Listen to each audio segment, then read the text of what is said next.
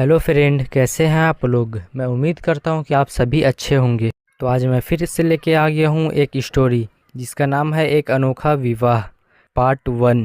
और इस वीडियो का पार्ट 2 कल आएगा। और आप सभी को दिल से शुक्रिया। और आपने मेरे पिछले वीडियो पे बहुत प्यार दिखलाया था। मैं उम्मीद करता हूं कि आप मेरी पिछले वीडियो की तरह इस वीडियो पे भी अपना सपोर्ट दिखलाएंगे। तो चलिए आज की वीडियो शुरू करते हैं। एक अनोखा विवाह। राजस्थान के एक छोटे से गांव में रहने वाली एक लड़की जिसका नाम रेवती था, जिसकी उम्र 15 साल थी और वो बहुत गरीब परिवार से थी। वो 3 बहनें और अपने माता पिता के साथ रहती थी। उसके पिता बहुत कम पैसे कमाते थे। उन पैसों से उनका पूरा परिवार का खर्च नहीं चल पाता था। इसलिए रेवती और उसकी माँ दोनों एक ठाकुर के यहाँ काम करती थी और अधिराज सिंह एक ठाकुर परिवार के बेटे थे। उनके पिता का नाम बलवंत ठाकुर और उनकी मां का नाम कल्याणी देवी था। एक दिन बलवंत और कल्याणी मंदिर गए तो वहां पंडित जी से बलवंत ने अपने बेटे अधिराज की कुंडली दिखाई तो पता चला कि अधिराज की जीवन आयु बहुत कम है। ये सुनकर बलवंत और कल्याणी बहुत घबरा गए क्योंकि उनका सिर्फ एक ही बेटा था और वो दोनों अपने इकलौते बेटे से बहुत प्रेम करते थे। उन्होंने पंडित जी से कहा, आप इसका कोई हल बताइए। जो चाहिए होगा वो हम आपको देंगे, बस आप हमारे बेटे को किसी भी तरह से बचा लीजिए। पंडित जी बोले, जी हम इसका हल निकालते हैं और कल आपकी हवेली पर आकर आपको बताते हैं। अभी आप लोग जाइए और हाँ, चिंतित मत होइएगा, हम हल ज़रूर निकाल लेंगे। ये सुनकर बलवंत और कल्याणी दोनों की चिंता थोड़ी कम हुई और फिर दोनों अपने हवेली लौट गए। अगले दिन सुबह बलवंत और कल्याणी दोनों पंडित जी के आने का इंतज़ार कर रहे थे। फिर कुछ ही समय बाद पंडित जी हवेली पहुँचे और पंडित जी को देखकर बलवंत और उनकी पत्नी कल्याणी खड़े हो गए और पूछने लगे कि कुछ उपाय मिला। पंडित जी बोले, जी हाँ मिल गया। यहाँ से कुछ दूर पर एक कुआं है जहाँ आपके पुश्तों यानी आपके घर के बड़ों ने पहले समय में बहुत लोगों को मारकर उसमें डाल दिया। इसलिए उन लोगों को कभी भी आत्म शांति नहीं मिली। इसलिए अधिराज को वहाँ पर उनकी आत्मा की शांति के लिए पूजा करनी होगी और उसके बाद एक ऐसी लड़की को ढूंढना होगा जिसका भाग्य ईश्वर ने अपने हाथों से लिखा होगा, जिससे ये होगा कि आपका बेटा उस लड़की के भाग्य से जीवित रहेगा। कल्याणी बोली, लेकिन वो लड़की को पहचानेंगे कैसे। पंडित जी बोले, पूजा के बाद हवेली जाने में जो लड़की सबसे पहले मिलेगी, समझिएगा कि वही लड़की है जो अधिराज ठाकुर की ज़िंदगी बचा सकती है। क्योंकि जिन लोगों को मारकर कुआं में डाला गया था उसी का शराब चढ़ा है अधिराज पे, इसलिए शांति पूजन के बाद वो माफ़ कर देंगे और अधिराज को वो ऐसी लड़की से मिलवा देंगे जिसकी वजह से वो जीवित रह सकता है। तभी बलवंत और कल्याणी कहते हैं कि पंडित जी, जो आपको ठीक लगे आप वही कीजिए, लेकिन हमारा पुत्र जीवित रहना चाहिए बस। बलवंत कहता है, एक काम कीजिए पंडित जी, ये शांति पूजन कल ही करवा दीजिए और चिंता मत कीजिए, पूरी तैयारी हम करवा देंगे। बिना समय गवाए पूजा शुरू कीजिए पंडित जी, क्योंकि ये हमारा इकलौते बेटे अधिराज की ज़िंदगी का सवाल है। पंडित जी बोले, जी बिल्कुल। शाम हो गई थी और अधिराज घर आए। तभी उन्होंने माँ की तरफ देखा और उनकी माँ बहुत चिंतित दिखाई दी तो वो अपनी माँ से पूछ पड़े। तभी कल्याणी ने अधिराज को सारी बातें बताई। लेकिन अधिराज एक पढ़े लिखे इंसान थे और एक कम उम्र लेकिन बहुत अच्छे वकील थे।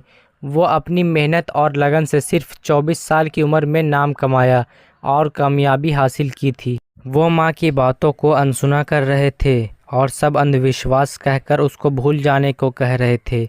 तभी बलवंत आए और वो सारी बातें बताकर कहे कि कल पूजा में बैठ जाइएगा और शांति पूजन कर लीजिएगा।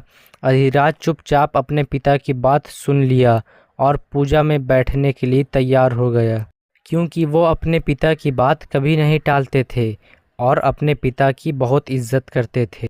अगले दिन शाम को पंडित जी हवेली आए और पूजा की सारी तैयारी करके सभी को कुएं के पास चलने को कहा। बलवंत के 3 भाई और 3 भाभी थी, पर उन सबको एक एक बेटी थी और अधिराज घर का इकलौता बेटा था, इस वजह से वो सबका लाडला था। सब कुआं के पास गए, वहाँ पूजा हुई और फिर सब वापसी के लिए निकल गए। तभी रास्ते में रेवती दौड़ती दौड़ती अधिराज और उसके परिवार की गाड़ी के सामने आ गई। तभी अधिराज ने गाड़ी रोकी और कल्याणी गाड़ी से उतरकर रेवती को उठाया और पूछा, लगी तो नहीं? रेवती बोली, नहीं मालकिन, नहीं लगा, क्षमा कर दीजिएगा हमें, हम आपकी गाड़ी के सामने आ गए। कल्याणी बोली, नहीं नहीं, आप अपने घर अच्छे से जाइए। फिर रेवती चली गई और कल्याणी भी गाड़ी में आकर वापस बैठ गई। फिर अधिराज अपने पूरे परिवार के साथ घर आ गए। कल्याणी बोली, सुनिए जी, आपने उस लड़की को जाने कैसे दे दिया? वो वही लड़की थी, आपने सुना नहीं था पंडित जी की बात? बलवंत बोला, पागल हैं क्या आप? उस लड़की से हम अपने राजकुमार जैसे बेटे का विवाह करेंगे? बिल्कुल भी नहीं कल्याणी जी। कल्याणी बलवंत की ये बात सुनकर नाराज़ और चिंतित हो जाती है और जाकर सबको बताती है कि पंडित जी ने शादी करने के लिए बोला था, वो भी उस लड़की से जो वापसी में सबसे पहले मिलेगी। कल्याणी की ये बात सुनकर सभी घरवाले चिंतित हो जाते हैं और बलवंत के तीनों भाई बलवंत से कहते हैं कि जाओ और उस लड़की को लेकर आओ और हमारे बेटे की शादी करवाओ। बलवंत कहता है, लेकिन भाई साहब। तीनों भाई बोलते हैं, लेकिन वेकिन कुछ नहीं, जो पंडित जी ने कहा है वो कीजिए, जाइए जल्दी से। तभी सबके इतना बोलने पर बलवंत मान जाते हैं और लड़की का पता लगाने को कहते हैं। और फिर बलवंत लड़की के पूरे परिवार से मिलते हैं और देखते हैं कि वो लोग की आर्थिक स्थिति बहुत ख़राब है और ये लोग बहुत मुश्किल से अपना गुजारा कर रहे हैं। लेकिन पंडित जी की बात को देखते हुए वे उनके परिवार के पास जाते हैं। बलवंत को देखकर रेवती की माँ बहुत खुश हो जाती है और कहती है, बलवंत ठाकुर आप यहाँ? बलवंत कहता है, हाँ, तुम लोग से हम ये कहना चाहते हैं कि हम तुम्हारी बड़ी बेटी से अपने बेटे की शादी करवाना चाहते हैं। तो एक काम करो, तुम लोग अपनी बेटी को हमारे साथ भेज दो और किसी को भी मत बताना कि तुम मेरी बहू के माता पिता हो। रेवती की माँ कहती है, लेकिन ठाकुर साहब। बलवंत कहता है, लेकिन क्या? बदले में हम तुम्हें 50,000 रुपये भी देंगे। वैसे भी हमें लगता है तुम्हें पैसे की ज़रूरत भी है। बलवंत की ये बात सुनकर रेवती के पिता के मन में लालच आ जाती है और वो मान जाते हैं। रेवती की माँ कहती है, लेकिन रेवती के पिता कहते हैं, अरे रेवती की माँ, एक तो हमारी बेटी रानी बनकर रहेगी वहाँ और दूसरा हमें पैसे भी मिल जाएंगे, उससे हम कुछ काम की शुरुआत करेंगे और हमारी हालात भी अच्छी हो जाएगी। यह सुनकर रेवती की माँ चुप हो जाती है और अपनी बेटी को बलवंत ठाकुर के साथ भेज देती है। हवेली पहुँचते ही रेवती देखती है कि बहुत बड़ा हवेली है और वहाँ पे अधिराज की 3 बहनें खड़ी थी। तीनों का नाम विधा, सुनैना और रीवा, जिसमें से विधा और सुनैना बहुत शाही तरीके से रहना पसंद करती थी और रीवा बहुत सादी तरीके से रहती थी और रीवा का स्वभाव भी बहुत नरम था।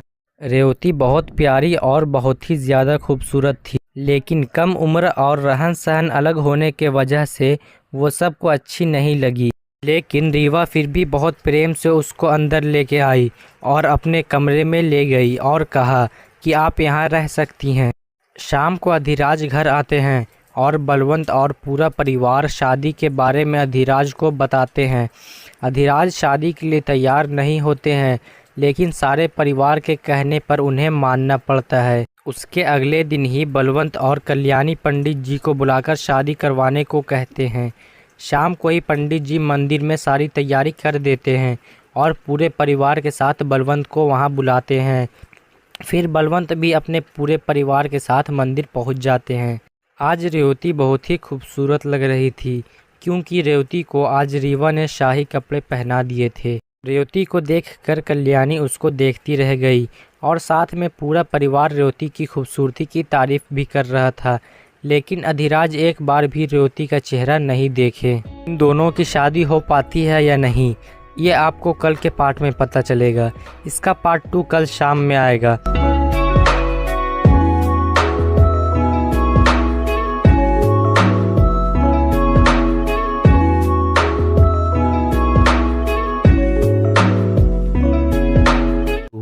फिर उन दोनों की शादी हो जाती है। लेकिन रेवती शादी के बाद भी रीवा के साथ उसके कमरे में रहती थी।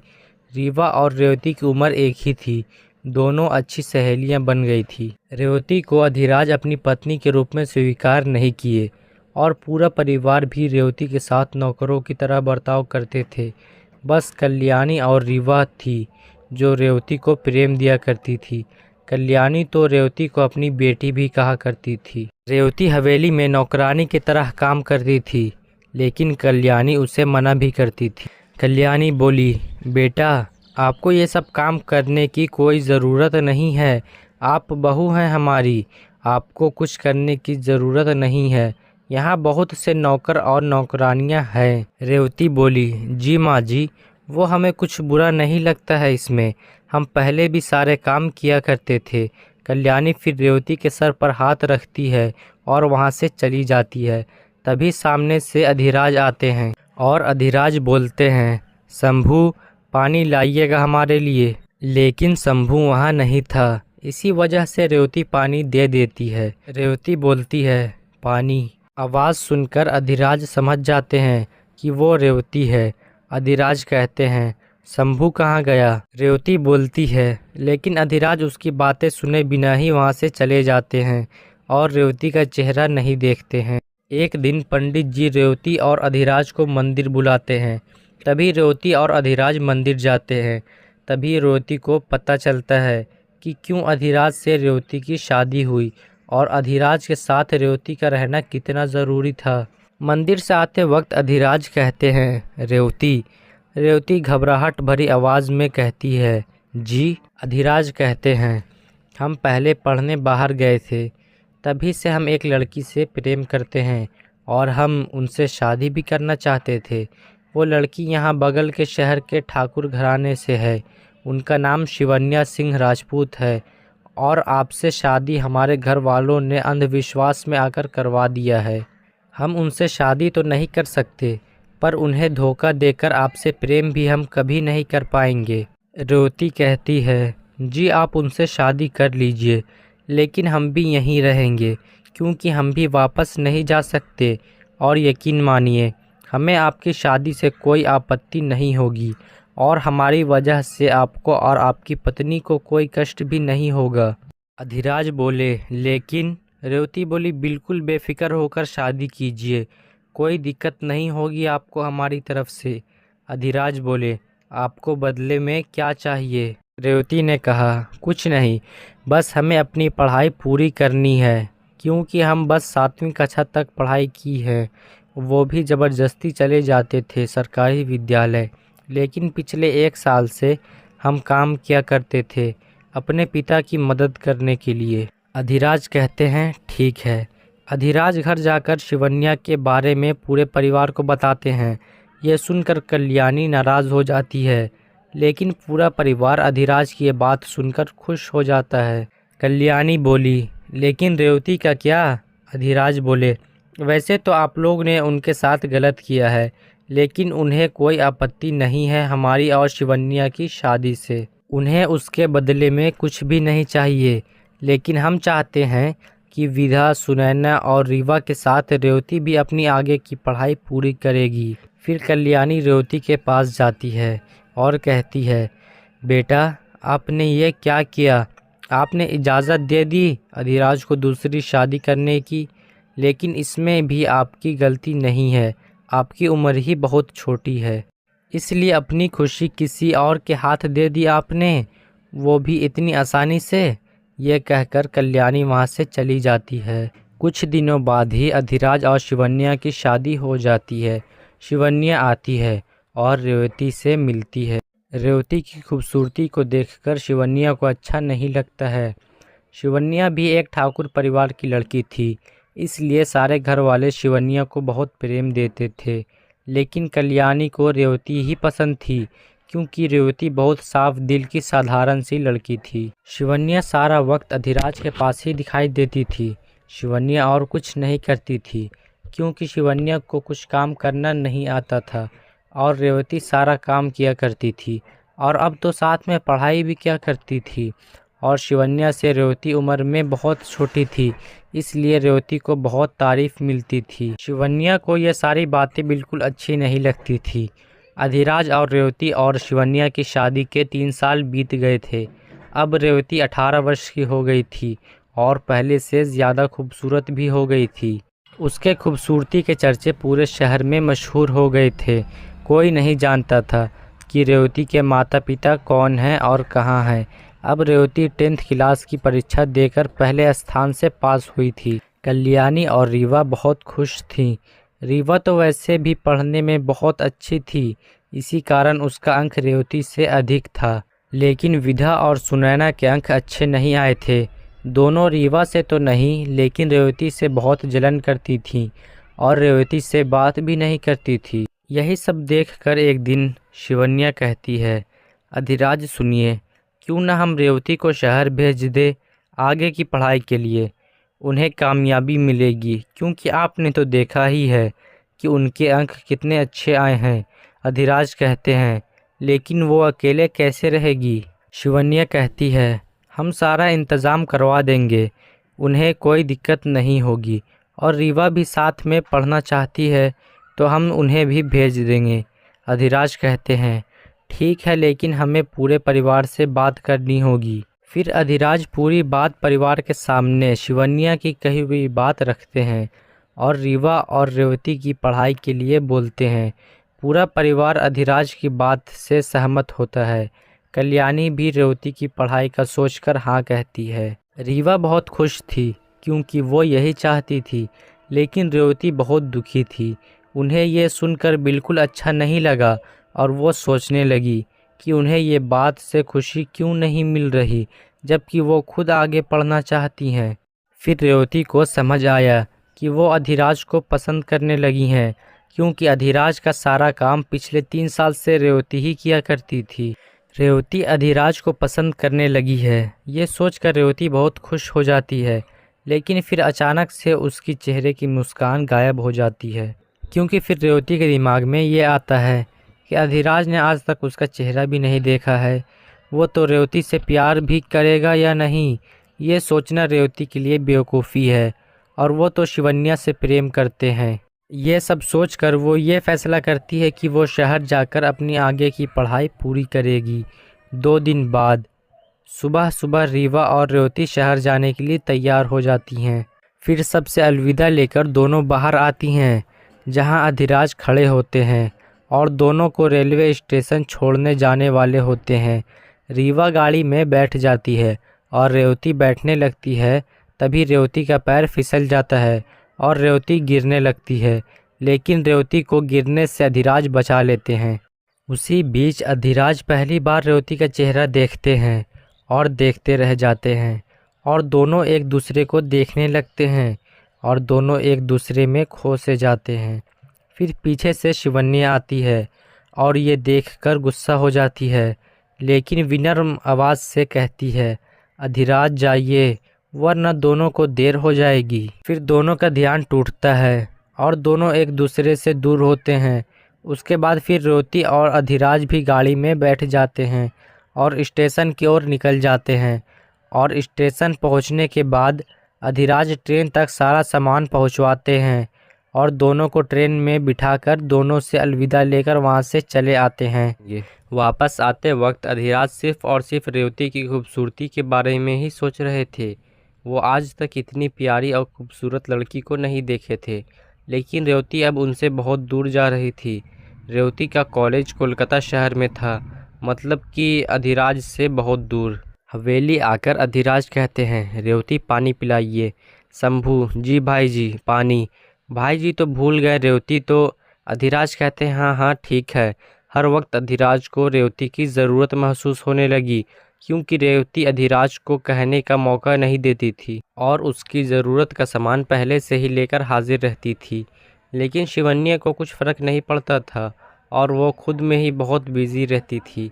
खुद के कपड़े और खुद की खूबसूरती में ही व्यस्त रहती थी। उसको अधिराज का पसंद और नापसंद भी मालूम नहीं था और ना ही मालूम रखने में वो कोई दिलचस्पी रखती थी। और शिवन्या को पूरे परिवार से भी ज़्यादा मतलब नहीं रहता था। एक दिन शिवन्या कहती है, ये हमारा नया लाया हुआ ड्रेस किसने पहनकर ख़राब कर दिया। ये ड्रेस विधा से ख़राब हो गई थी, इसलिए विधा और सुनैना दोनों चुप थी। तभी शिवन्या उसके पास जाती है और कहती है, आप दोनों ने ही हमारी ड्रेस ख़राब की है ना। उस समय वहाँ पूरे परिवार के साथ साथ हवेली के सारे नौकर भी मौजूद थे। ऐसे शिवन्या का चिल्लाना, वो भी पूरे परिवार और सारे नौकरों के सामने, विधा और सुनैना को अच्छा नहीं लगा और वो बहुत नाराज़ हो गईं। और बाद में जब अधिराज घर आए तो दोनों उनको सारी बातें बता दी। अधिराज अपनी बहनों से बहुत प्रेम करते थे। उन्होंने देखा कि सारी बात बताते वक्त उन दोनों की आंखें नम हो गई थी। अधिराज अपनी बहनों की बातें सुनकर शिवन्या से बात करने के लिए गए, लेकिन उल्टा शिवन्या ही रोने लगी और उल्टा विधा और सुनैना की ही शिकायत करने लगी। कमरे के बाहर खड़ी विधा और सुनैना ने देखा कि अधिराज शिवन्या से कुछ नहीं बोल पाए। ये देखकर दोनों उदास हो गईं और फिर अपने कमरे में चली गईं। विधा और सुनैना भी रेवती को बहुत बुरा भला कहती थीं, लेकिन फिर भी रेवती उनकी चिंता ही किया करती थी। ये सोचकर विधा और सुनैना बहुत उदास रहने लगी थीं। कोलकाता शहर। वहाँ कोलकाता पहुंचकर रेवती और रीवा अपने हॉस्टल पहुंचती हैं। वहाँ रीवा और रेवती को एक कमरा दिया गया और वहाँ वो दोनों शिफ्ट हो गईं। दोनों का हॉस्टल गर्ल्स हॉस्टल था, लेकिन कॉलेज में लड़के और लड़कियाँ दोनों पढ़ती थीं। जब पहला दिन रेवती और रीवा कॉलेज गईं तो सब रेवती को देखकर उसकी खूबसूरती की तारीफ़ कर रहे थे, लेकिन रेवती और रीवा की ज़्यादा दोस्ती नहीं हुई, क्योंकि वहाँ सब वेस्टर्न कल्चर में जीने वाली लड़कियाँ बहुत थी। लेकिन कुछ लोगों से दोनों की दोस्ती हो गई थी, जैसे सारिका और नेहा। वहाँ एक लड़का था जो रेवती से सीनियर था और उसके पीछे बहुत सारी लड़कियाँ पागल थी और उसका नाम आर्यन सिंघानिया था। एक दिन कॉलेज के अंदर आते वक्त आर्यन और रेवती टकरा गए, क्योंकि रेवती बहुत जल्दी में थी और लेट हो चुकी थी, इसलिए बिना कुछ बोले ही वहाँ से चली गई और एक बार भी उसने आर्यन की तरफ ध्यान नहीं दिया। आर्यन भी रेवती का चेहरा नहीं देख पाया, लेकिन रेवती का वहाँ से यूँ चले जाना आर्यन को अच्छा नहीं लगा और उसे ये बेइज्जती सी लगी। उसे लगा कि यह कौन सी लड़की थी जिसको मेरी वैल्यू नहीं है, क्योंकि आर्यन के लिए तो सारी लड़कियां अपना क्लास क्या सब कुछ छोड़ने के लिए तैयार हो जाती हैं। इतने में वहां आर्यन का मित्र राहुल आता है और आर्यन से बोलता है, क्या हुआ भाई, कहाँ खोया है तू। आर्यन अभी अभी गुस्से में रेवती की कक्षा की तरफ देख रहा था और फिर गुस्से में वहां रेवती के कक्षा की ओर गया और उसने पूरे क्लास में नज़र घुमाकर देखा तो उसे एक लड़की दिखी जो सफ़ेद रंग के सलवार और कमीज़ और साथ लाल रंग की चुन्नी पहनकर बैठी थी। उसके कपड़ों के रंग से आर्यन पहचान जाता है कि ये वही लड़की है जिसकी तलाश में वो यहाँ तक आया था। उसका चेहरा जैसे दिन का सुबह, उसकी आंखें जैसे सागर, उसके होठ जैसे गुलाब की पंखुड़ियाँ। क्या खूबसूरती है। उसको देखते के साथ आर्यन बस उसको देख ही रहा था। रेवती से आर्यन की नज़र नहीं हट रही थी। तभी कक्षा में अध्यापक आ जाते हैं और आर्यन का मित्र राहुल उसे वहाँ से ले जाता है। वहाँ कॉलेज के बाहर एक चबूतरा बना हुआ था, वहाँ पे आर्यन और राहुल जाकर बैठते हैं। उसके बाद राहुल कहता है, भाई चल क्लास में, सर वैसे भी हमें पसंद नहीं करते हैं, ऊपर से तेरी वजह से मुझसे भी नाराज़ रहते हैं, तेरा दोस्त होना भी गुनाह हो गया है। लेकिन आर्यन कहीं और ही खोया था। उसे अभी भी सफ़ेद रंग के कपड़ों में दिखी लड़की का ही ख्याल आ रहा था, यानी कि रेवती का। कॉलेज के प्रिंसिपल आर्यन के पापा थे और राहुल भी उन्हीं की बात कर रहा था, क्योंकि आर्यन और उसके पापा, जिनका नाम राजवीर सिंघानिया है, उन दोनों के बीच बिल्कुल नहीं बनता है। राजवीर को आर्यन का यूँ मस्ती करना और लाइफ को बिल्कुल भी सीरियस न लेना पसंद नहीं था। राजवीर को राहुल के कोई दोस्त भी पसंद नहीं थे। आर्यन वहीं बैठा था। तभी रेवती और रीवा अपने क्लास ख़त्म करने के बाद बाहर निकलती हैं। रीवा ने देखा कि आर्यन वहाँ से रेवती को ही देखे जा रहा था। रीवा कहती है, रेवती देखिए, वो कब से आपको ही देखे जा रहा है, आखिर क्यों। ये सुनकर रेवती की नज़र आर्यन पे गई। उसने देखा कि ये वही लड़का है जिससे वह सुबह आते वक्त टकरा गई थी। रेवती कहती है, रीवा ये तो वही है जिससे हम सुबह टकरा गए थे, बहुत जल्दी में थे, तो माफ़ी भी नहीं मांग पाए, शायद इसलिए वो हमें ऐसे देख रहा है। रीवा कहती है अच्छा हो सकता है। रेवती कहती है हम उनसे माफ़ी मांग लेते हैं जाकर, आप यहीं रुकिए। रीवा कहती है नहीं, हम भी साथ चलेंगे। रेवती कहती है ठीक है। फिर रेवती और रीवा दोनों आर्यन जहाँ बैठा था वहाँ जाती हैं। आर्यन रेवती और रीवा को अपनी ओर आता देख घबरा गया और अपनी नज़र इधर उधर करके देखने लगा। तभी रेवती और रीवा वहाँ पहुँच जाती हैं। रेवती कहती है सुनिए। आर्यन चौंकी हुई आवाज़ में कहता है कौन, मैं? क्या आप मुझे बोल रही हो? रेवती कहती है जी। आर्यन कहता है हाँ बोलो। रेवती कहती है हम सुबह के लिए क्षमा मांगने आए थे, वो हम बहुत जल्दी में थे और आपसे माफ़ी भी नहीं मांग पाए थे। आर्यन कहता है सॉरी फॉर व्हाट? रेवती कहती है वो हम आपसे सुबह टकरा गए थे और माफ़ी भी नहीं मांग पाए। आर्यन कहता है अरे कोई बात नहीं, मेरी भी गलती थी, मैं भी ठीक से देखकर नहीं चल रहा था, कोई बात नहीं।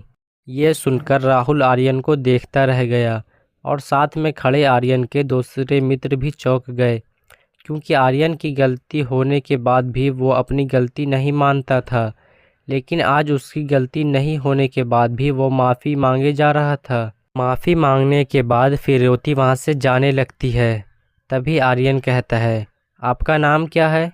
रेवती कहती है जी रेवती। और फिर वो वहाँ से जाने लगती है। तभी आर्यन कहता है मेरा नाम आर्यन है और मैं आपका सीनियर हूँ, अगर तुम्हें कोई चीज़ की ज़रूरत होगी तो तुम मुझे बोलना। ये सुनकर रेवती और रीवा पीछे मुड़कर देखती हैं और मुस्कुरा कर कहती हैं जी धन्यवाद, लेकिन हमें किसी चीज़ की कोई ज़रूरत नहीं है।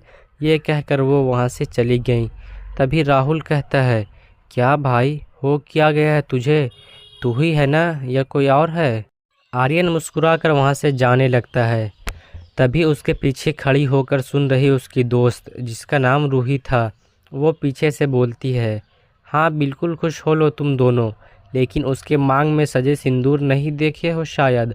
आर्यन यह सुनकर पीछे मुड़कर देखता है और बोलता है देख रूही, मैं अभी मजाक के मूड में नहीं हूँ। रूही कहती है यार तेरी बेस्ट फ्रेंड हूँ मैं, तेरा अच्छा ही चाहूँगी। तू इतना खो गया था उसकी खूबसूरती में कि उसके सिंदूर की तरफ तेरा ध्यान ही नहीं गया। राहुल कहता है हाँ भाई, रूही सही बोल रही है। दोनों की ये बात सुनकर आर्यन दौड़ता हुआ कॉलेज कैंटीन में जाता है और वहाँ बैठी रीवा और रेवती के सामने जाकर देखता है और वो देखता है कि सच में रेवती के मांग में सिंदूर है, जिस पे अभी तक आर्यन की नज़र नहीं गई थी। आर्यन को वहाँ देखकर रेवती और रीवा खड़ी हो गई और पूछने लगी क्या हुआ, लेकिन आर्यन बिना कुछ बोले ही वहाँ से चला गया और बाहर जाकर बैठ गया और वो बहुत दुखी भी लग रहा था। तो दोस्तों आगे क्या लगता है, क्या आर्यन के साथ रेवती की बात बन पाएगी? और ये रूही कौन है? आर्यन को अकेला और दुखी देखकर रूही और राहुल उसके पास जाते हैं और उसे थोड़ा अलग मूड में ले आने की कोशिश करते हैं, लेकिन आर्यन रूही और राहुल की किसी भी बात पर ध्यान नहीं दे रहा था।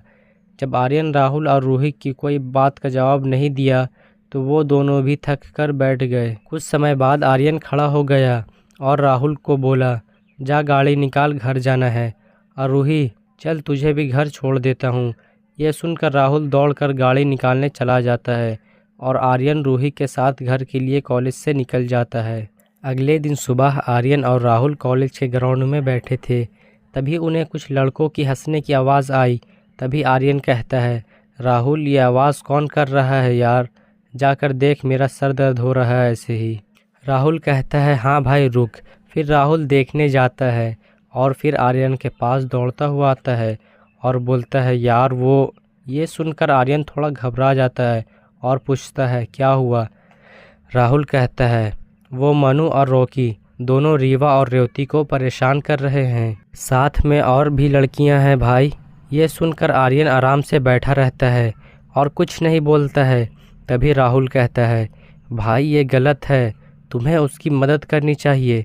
आर्यन ये सुनकर वहाँ से खड़ा हो जाता है और राहुल से कहता है चल। राहुल और आर्यन जब गेट के पास आते हैं तो देखते हैं कि वहाँ शांति है। फिर आर्यन राहुल की तरफ देखता है और पूछता है कहाँ है भाई रेवती और रीवा? तभी आर्यन की नज़र रूही के पास जाती है जो वहाँ खड़ी थी और अपनी एक दोस्त से बातें कर रही थी। आर्यन कहता है, रूही, तूने यहाँ मनु और रॉकी को देखा है क्या? रूही कहती है, हाँ, अभी वो दोनों उन लड़कियों को परेशान कर रहे थे। आर्यन कहता है, तो अब किधर हैं वो लोग? रूही कहती है, प्रिंसिपल ऑफिस में। रोहित आया था और उन दोनों को बचा लिया और दोनों बदमाशों को प्रिंसिपल ऑफिस ले गया है। ये कहकर रूही अपने क्लास में चली गई। उसके बाद राहुल और आर्यन भी अपने क्लास में चले गए। मोहित आर्यन के क्लास में ही था और वो भी बहुत स्मार्ट था और साथ में आर्यन के पापा का सबसे पसंदीदा छात्र भी था। क्लास खत्म होने के बाद आर्यन और उसके दोस्त बाहर आए और कैंटीन की तरफ गए और वहां बैठकर कॉफ़ी ली। तभी आर्यन की नज़र मोहित पे गई जो रेवती और रीवा के साथ बैठा था और तीनों बहुत हंसी मजाक कर रहे थे। ये देखकर आर्यन को गुस्सा आया और वह वहाँ से उठ खड़ा हुआ और गुस्से में वहाँ से निकल गया। उसके अगले दिन से ही आर्यन रोज़ सुबह वहाँ कॉलेज के बाहर बैठकर रेवती को आते हुए देखता था। कुछ दिन बीत गए। रेवती रोज़ आर्यन को वहाँ बैठा हुआ देखती थी और वो देखती थी कि आर्यन उसी को देख रहा है। उसको ये ठीक नहीं लगता था और एक दिन वो रीवा और मोहित से ये बात बताई। ये सुनकर मोहित बोला, लेकिन वो ऐसा क्यों करेगा? सारी कॉलेज की लड़कियां तो उसकी फ़ैन हैं। रीवा कहती है, हाँ, रेवती सही कह रही है, हमने भी उससे रेवती को घूरते हुए देखा है। मोहित कहता है, मैं पूछूं? रेवती कहती है, नहीं, हम पूछ कर देखते हैं। रीवा कहती है, हम भी चलेंगे आपके साथ, आपको अकेला नहीं छोड़ेंगे। रेवती कहती है, ठीक है, चलिए। दोनों धीमी धीमी आर्यन के पास जाती हैं। आर्यन बिल्कुल अकेला कैंटीन में बैठा हुआ था। ये सुनकर आर्यन पीछे मुड़कर देखता है और रेवती को सामने देखकर खुश हो जाता है और बोला, हाँ बोलिए ना। रेवती कहती है, हम कुछ दिनों से देख रहे हैं कि आप हमें देखते रहते हैं, हमने कुछ बिगाड़ा है क्या आपका? आर्यन कहता है, नहीं, बस पहली नज़र में देखते ही मुझे तुमसे प्यार हो गया है। और ये कहते कहते आर्यन रेवती का दोनों हाथ पकड़ लेता है। ये सुनकर रेवती रीवा की तरफ देखती है और आर्यन से अपना हाथ छुड़ाकर रीवा का हाथ पकड़कर दोनों वहाँ से चली जाती हैं और कॉलेज के ग्राउंड में पहुँच जाती हैं और वहाँ लगे बेंच पर बैठ जाती हैं। रेवती कहती है, ये क्या हो रहा है हमारे साथ, और सब बुरी चीज़ हमारे साथ ही क्यों होती है? रीवा कहती है, प्लीज़ रेवती चुप हो जाइए, आप कुछ भी मत बोलिए, अब सब सही हो रहा है। हम अचानक से आर्यन की बात सुनकर डर गए, लेकिन आर्यन की ये बात हमें सही लगी है। आखिरकार आपको भी ज़िंदगी जीने का हक है। भाई ने तो आपको एक बार भी नहीं देखा है, वो आपसे प्रेम भी नहीं करते हैं। आर्यन आपसे प्रेम भी करते हैं। हम तो कहेंगे कि आप एक बार अपने बारे में भी सोचिएगा।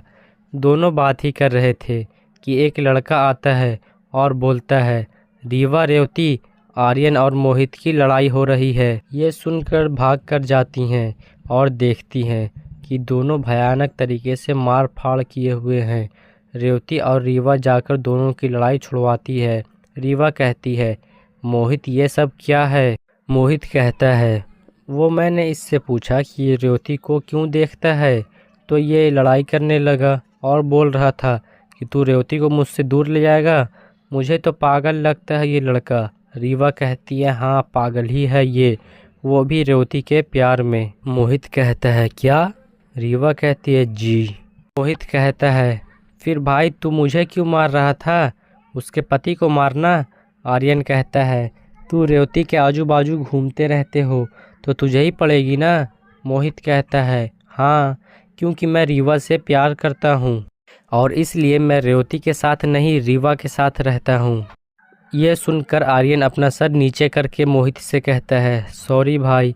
मोहित फिर मुस्कुरा कर कहता है, कोई बात नहीं, और फिर धीमी आवाज़ में कहता है कि रेवती बहुत अच्छी लड़की है और उसका पति जो है उसने दूसरी शादी कर ली है, तुम उससे शादी कर सकते हो।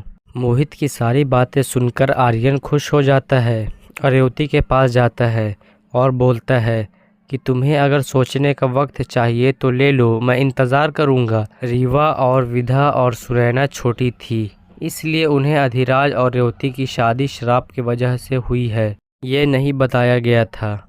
और ना ही रेवती को ये बातें पता थी। रेवती को भी यही लगता था कि अधिराज किसी और से प्रेम करते थे, इसलिए उसे नहीं अपना पाए और सिर्फ परिवार वाले के दबाव के कारण रेवती से शादी किए थे। आर्यन हमेशा रेवती के आसपास ही दिखाई देने लगा। वो अब अपने दोस्तों के साथ भी बैठना कम कर दिया था। रेवती को आर्यन का यूं साथ रहना अच्छा लगने लगा था। आर्यन भी रेवती का बहुत ख्याल रखता था। एक दिन रात को आर्यन हॉस्टल के नीचे खड़े होकर रेवती को बाहर आने को कह रहा था। रीवा कैसे भी करके रेवती को बाहर भेजी।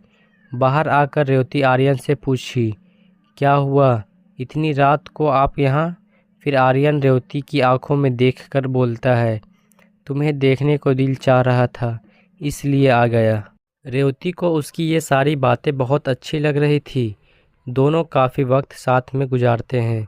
उसके बाद रेवती हॉस्टल जाने लगती है। तभी आर्यन कहता है, सुनो, आई लव यू। रेवती कहती है, बाय। आर्यन कहता है, अरे मैडम जवाब तो दो। रेवती कहती है, कल दूंगी, बाय। आर्यन फिर वहाँ से चला जाता है। अगले दिन आर्यन कॉलेज में रेवती का इंतज़ार कर रहा था, लेकिन रेवती क्लास के समय तक भी कॉलेज नहीं आई।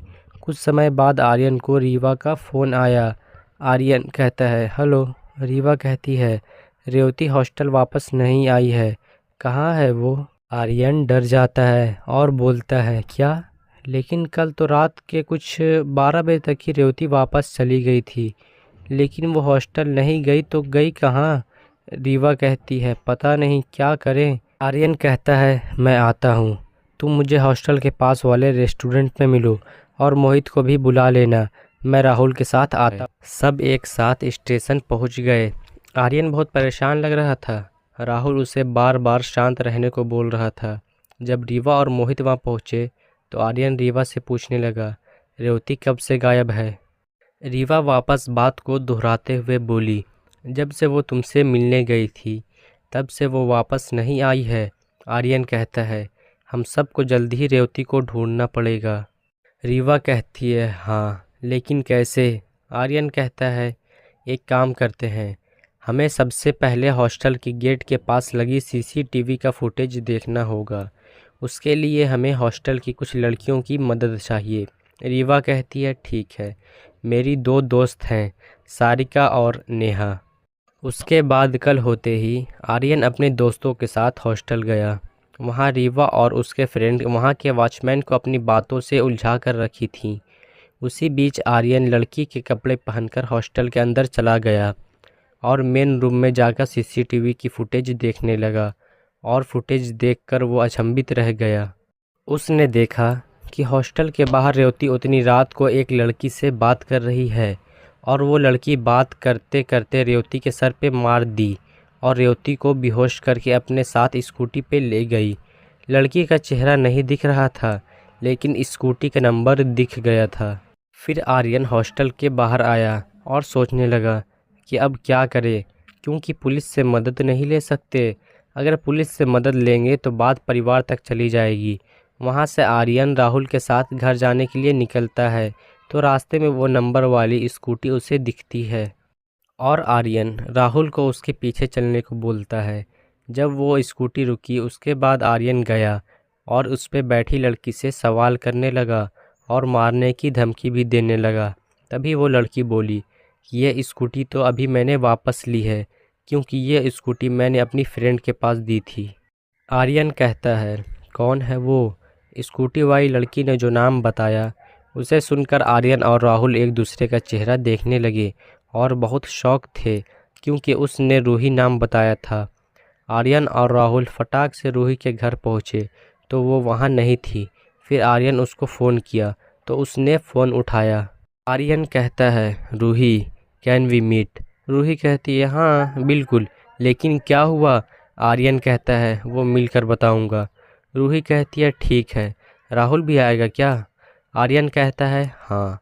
रूही कहती है, ठीक है, कॉलेज के पास एक पुरानी लाइब्रेरी है, वहाँ पे आ जाओ, मैं वहीं पर हूँ।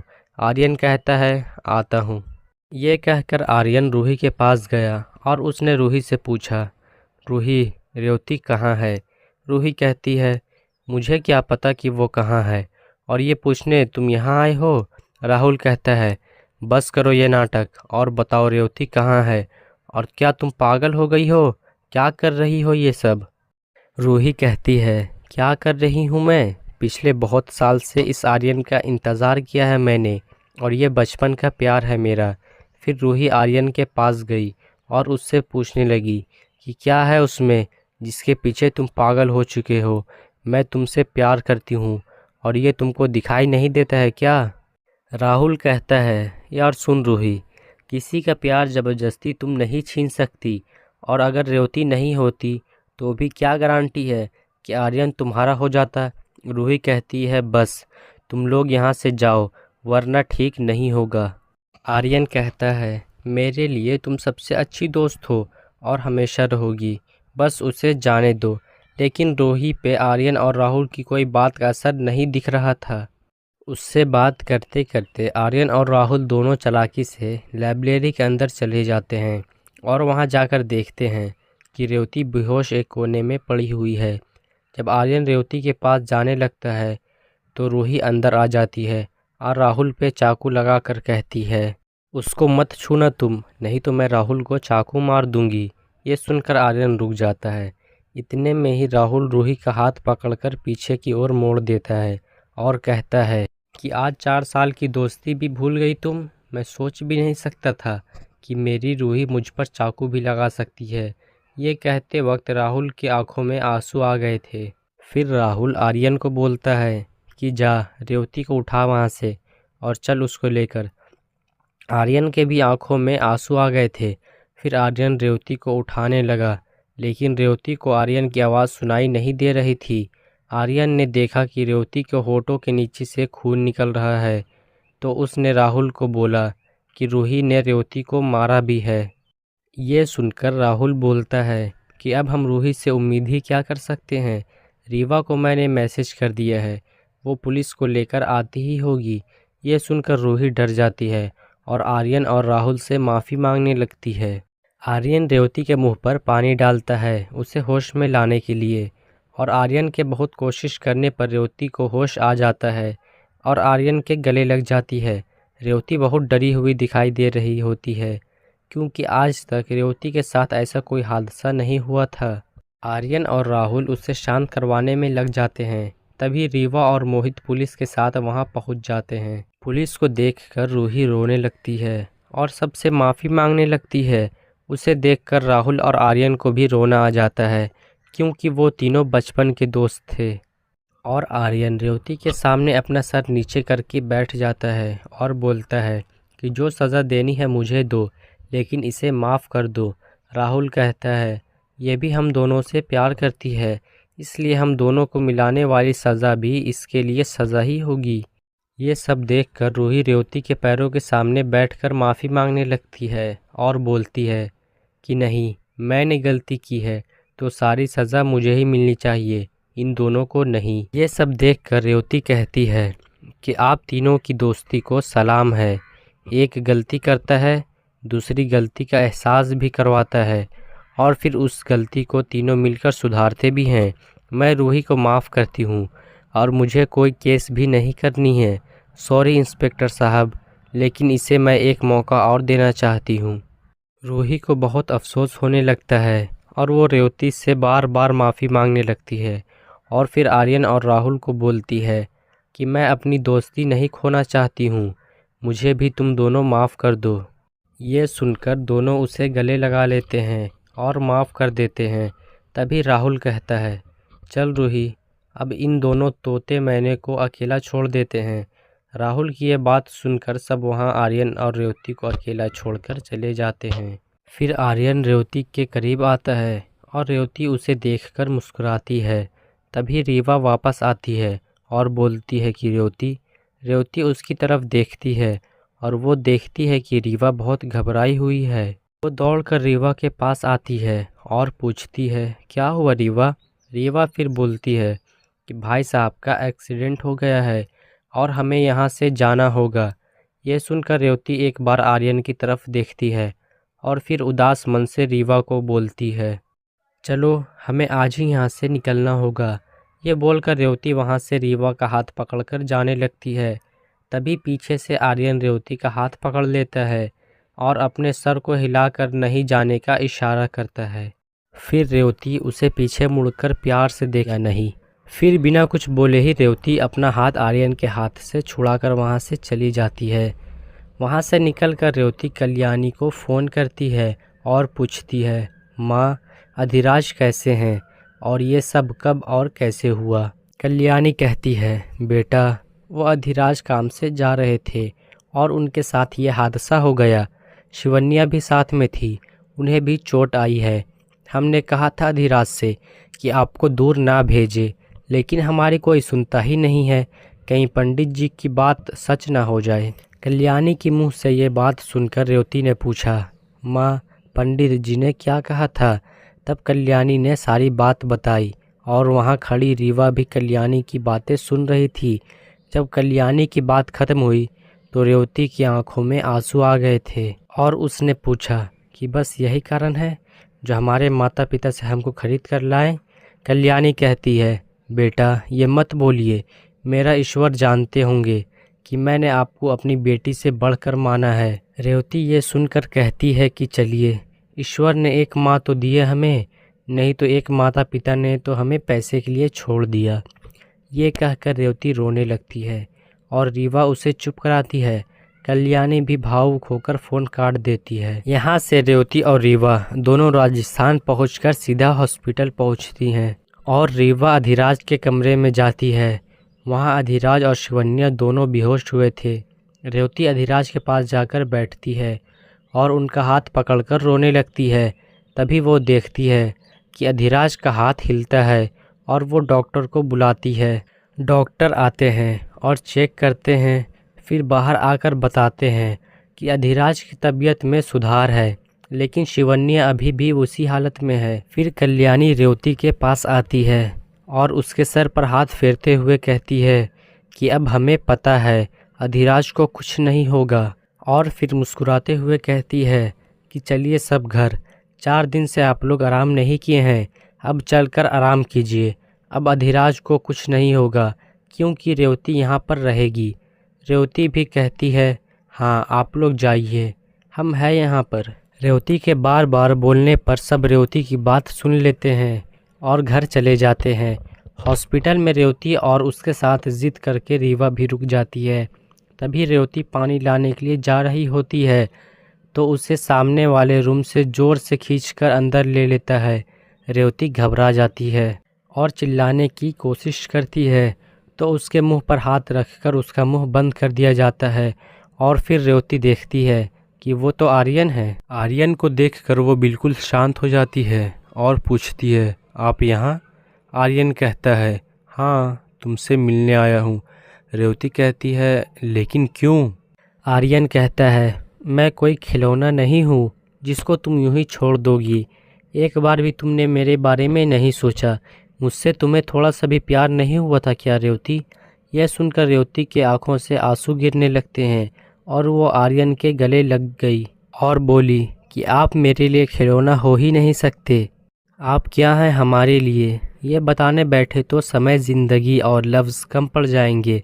फिर रेवती अपने आंसू पोंछती है और आर्यन से दूर होती है और आर्यन को वहाँ से चले जाने के लिए बोलती है। ये सारी बातें सुनकर आर्यन कहता है, रेवती जब तुम मुझे इतना चाहती हो तो चलो ना मेरे साथ, मैं नहीं रह पाऊँगा तुम्हारे बगैर। रेवती कहती है, और वो भी नहीं रह पाएंगे हमारे बगैर। आर्यन कहता है, वो कौन? रेवती कहती है, अधिराज, जो हमें पढ़ा लिखा कर दुनिया में रहने लायक बनाए हैं। हम उन्हें मरने के लिए कैसे छोड़ दें, बताएं आप ही। आर्यन रेवती की बातें सुनकर दुखी हो जाता है और वहाँ से जाने लगता है।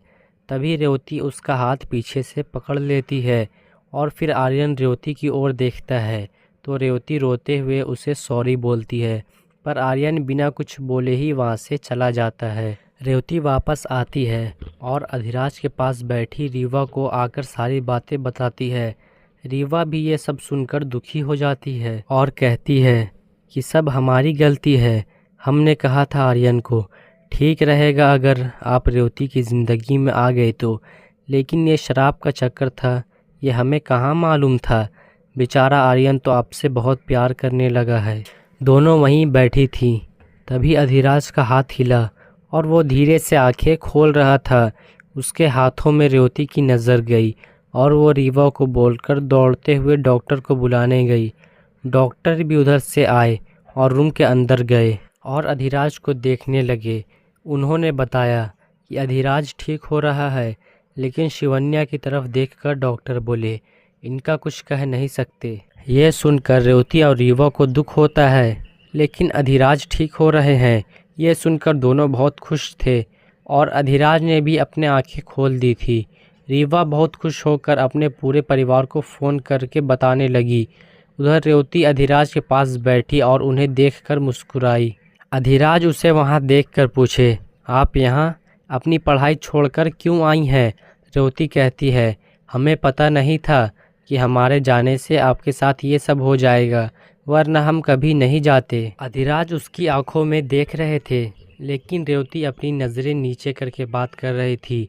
अधिराज फिर बोले कि आपको आने की कोई ज़रूरत नहीं थी रेवती, हम ठीक हो जाते। ये शराब जैसा कुछ नहीं होता है, ये सब बस माँ और पिता का अंधविश्वास है। फिर रेवती नज़रें उठाकर अधिराज को देखती है और बोलती है कि आपको सब मजाक लगता होगा, पर हर चीज़ होता है, और अगर हमारे साथ रहने से आप ठीक रहेंगे तो हम आपके साथ ही रहेंगे, और हमारी वजह से कभी भी शिवन्या जी को कोई परेशानी नहीं होगी। अधिराज को रेवती की ये सारी बातें अच्छी लग रही थी।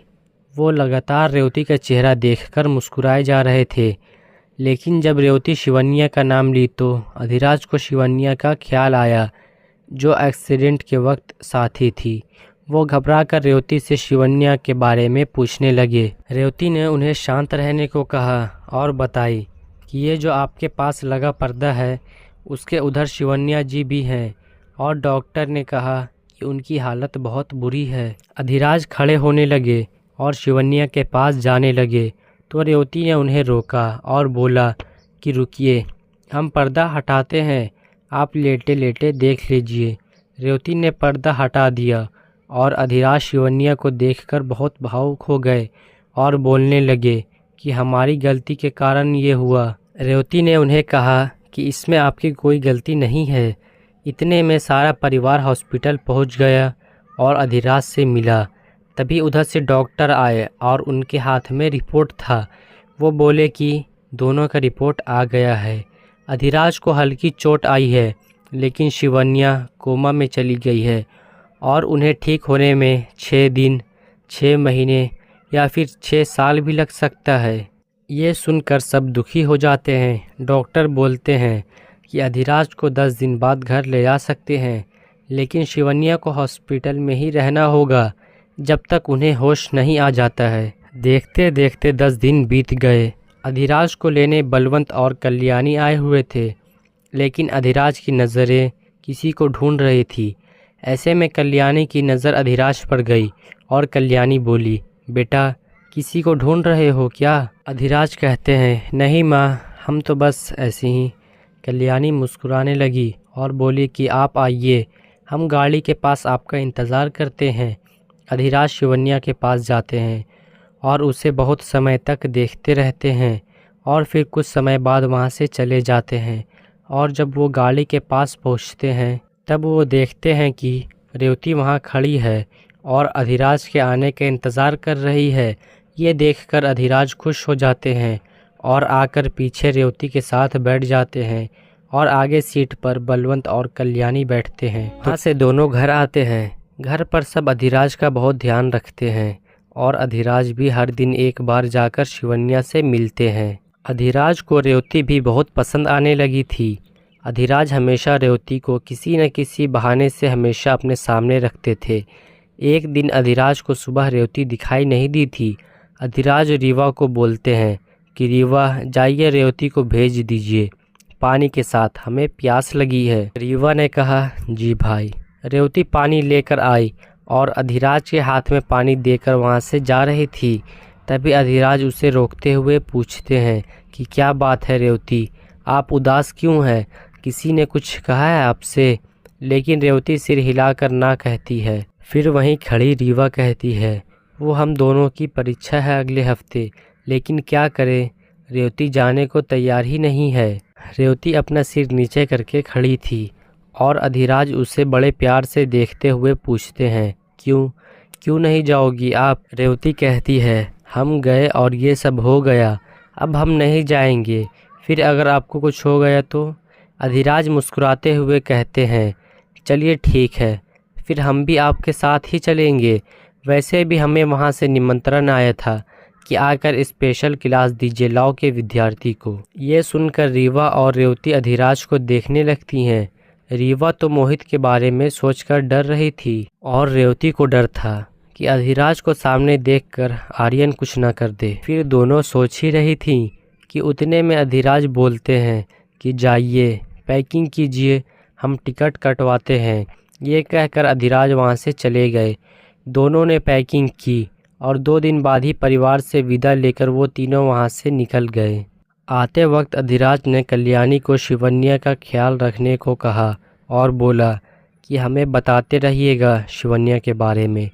कल्याणी ने शिवन्या की सारी जिम्मेदारी ले ली और बोली कि आप लोग जाइए निश्चित होकर, हम यहाँ सब संभाल लेंगे। कल्याणी खुश थी कि अधिराज और रेवती की नज़दीकियाँ बढ़ रही है। कोलकाता पहुँचते ही अधिराज ने रहने का इंतज़ाम करवाया।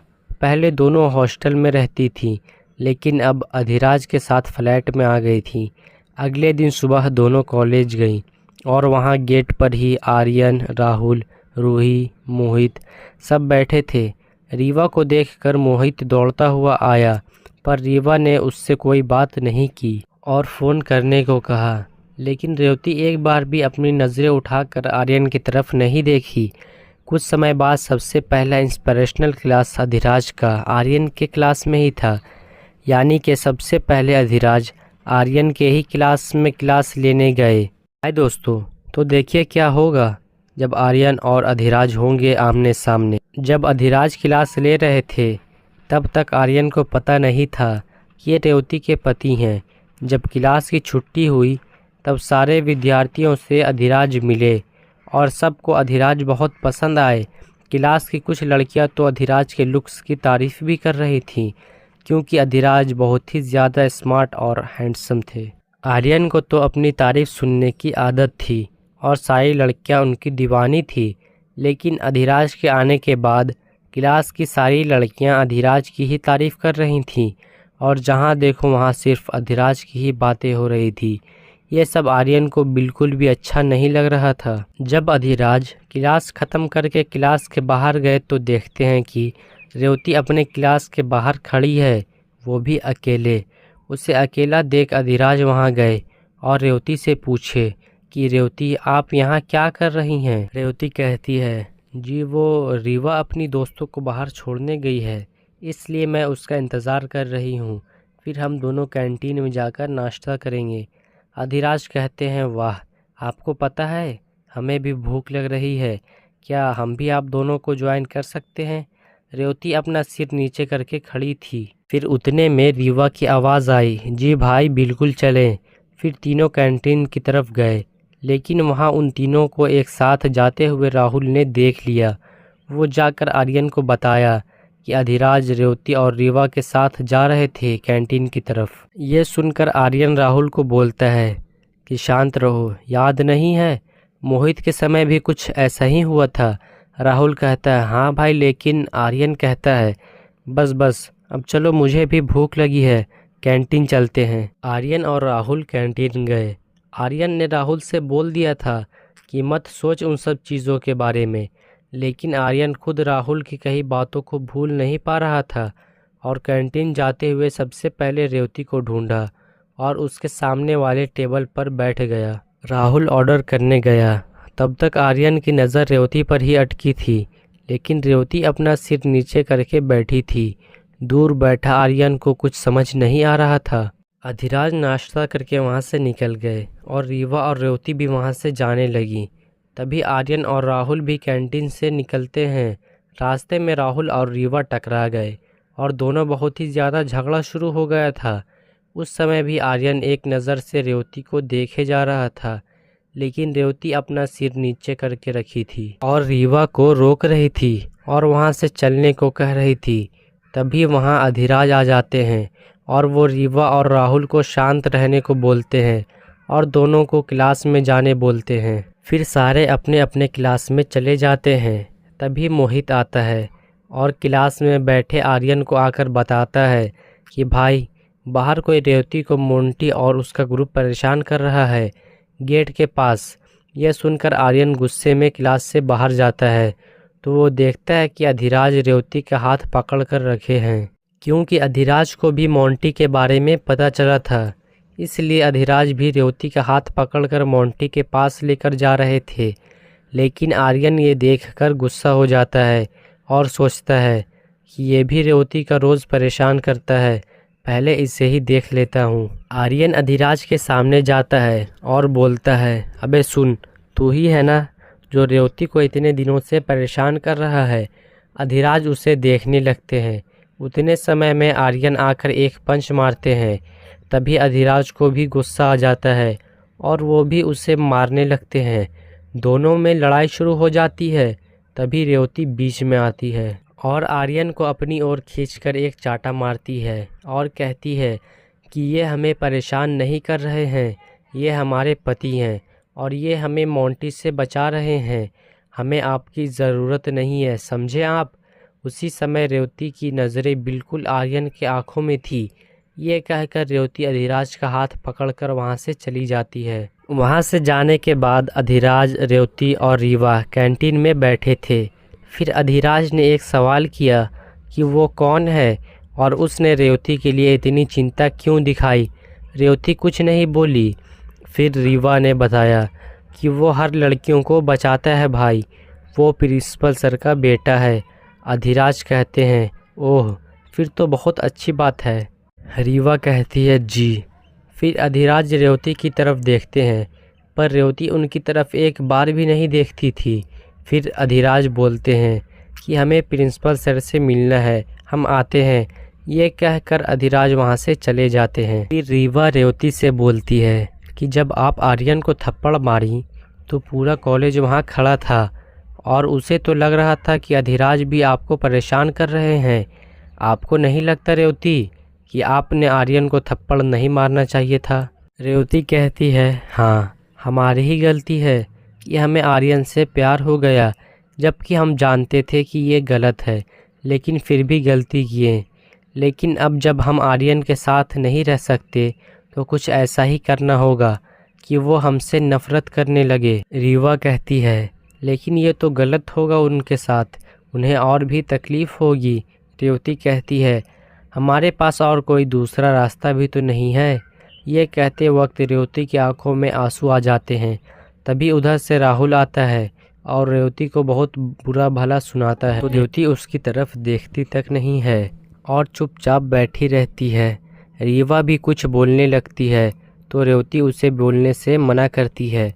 तभी आर्यन वहाँ आता है और राहुल को रेवती पर चिल्लाता देखता है और वहाँ जाकर राहुल को रोकता है और वहाँ से राहुल को ले जाता है। रेवती की आंखों में आंसू आ जाते हैं और वो रीवा को कहती है कि हम वॉशरूम से आते हैं, और ये कहकर वो वॉशरूम जाती है और वहाँ जाकर रोने लगती है और उसके रोने की आवाज़ वहीं खड़ी रूही को जाती है। रूही उसके सामने जाती है और पूछती है कि क्या हुआ रेवती, तुम रो क्यों रही हो?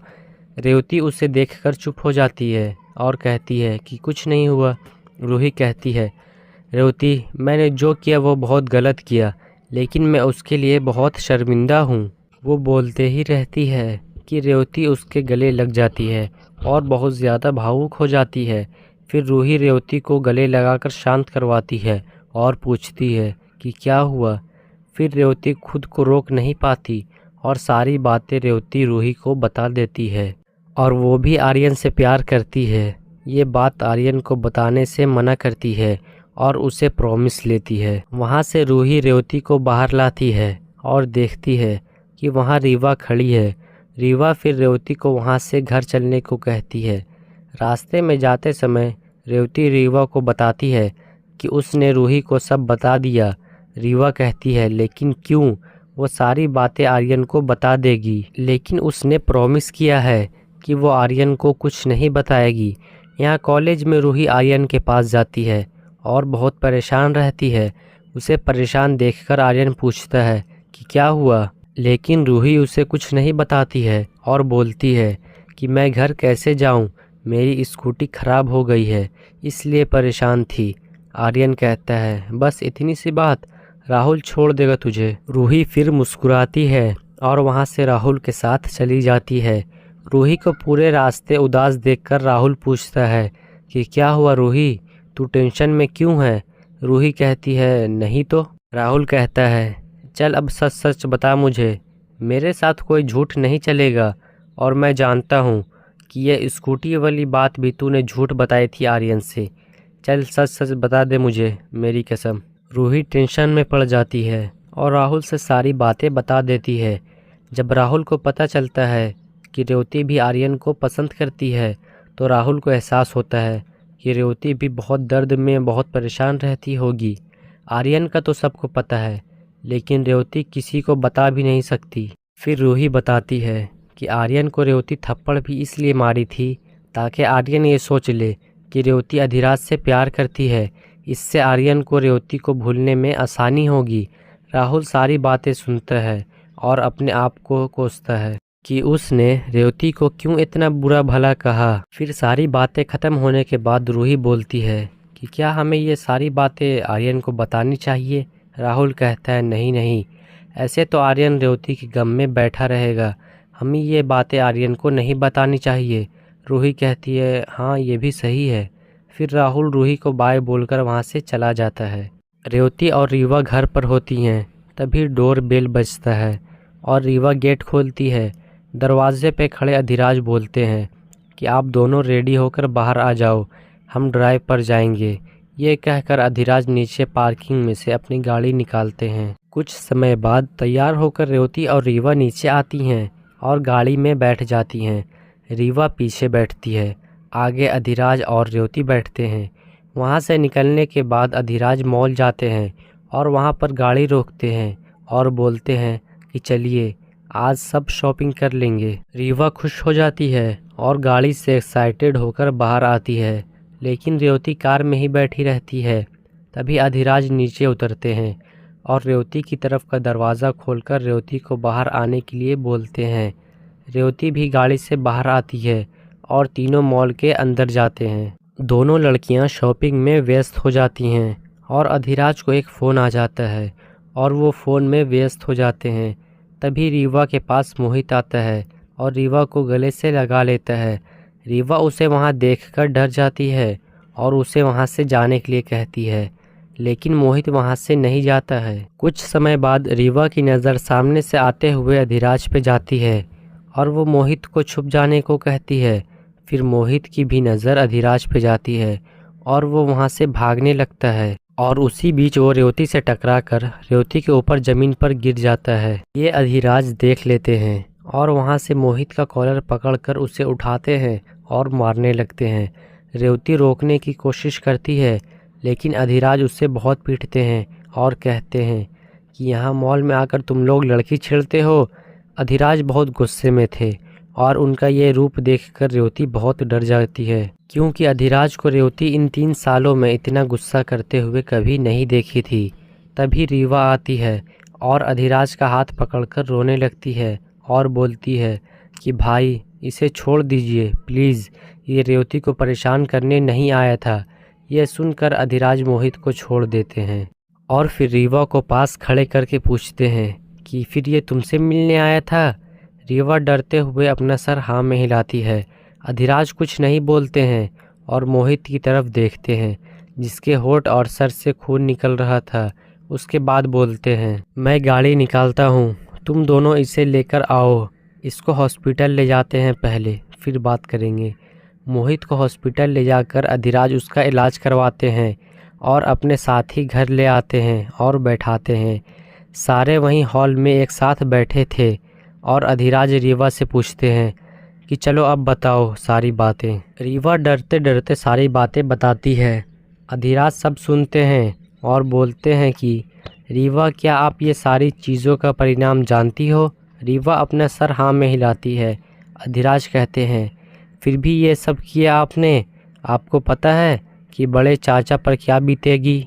रीवा कहती है, भाई साहब हमें माफ़ कीजिए, लेकिन हम मोहित को पसंद करते हैं और शादी भी इसी से करना चाहते हैं। अधिराज कहते हैं, रेवती आपने भी हमसे ये बातें छुपाई? रेवती कहती है, जी नहीं, वो हमें डर लग रहा था।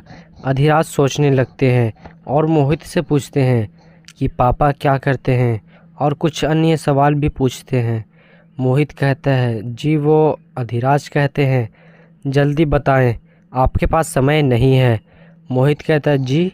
अधिराज कहते हैं, मतलब हमारे पास समय नहीं है, हमें कुछ काम से बाहर जाना है। मोहित कहता है, हमारे पापा गवर्नमेंट जॉब करते हैं और माँ शिक्षिका हाई स्कूल में, और एक छोटी बहन है और एक मैं अपने परिवार में। अधिराज सारी बातें सुनते हैं और फिर वहाँ से चुपचाप उठकर चले जाते हैं।